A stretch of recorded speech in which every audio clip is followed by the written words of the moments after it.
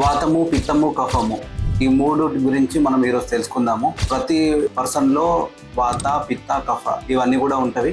కాకపోతే ఒకటి ప్రిడామినెంట్గా ఉంటుంది, డామినేట్ చేస్తుంది. దాన్ని బట్టి వాళ్ళ యొక్క ప్రకృతి, వాళ్ళ యొక్క బాడీ స్టేటస్ అనేది డిపెండ్ అయి ఉంటుంది. So when it comes to వాత టైప్ ఆఫ్ పీపుల్ ఎలా ఉంటారంటే వాళ్ళ బాడీ డ్రైగా ఉంటుంది, వాళ్ళకు ఎక్కువ థర్స్ట్ దాహం లాగా ఉంటుంది. తర్వాత ఎక్కువ హెయిర్ ఫాల్ ఈ కండిషన్ చూస్తాము. వెయిట్ గెయిన్ అనేది అవ్వరు, వీళ్ళు ఎప్పుడు లీన్గా ఉంటారు.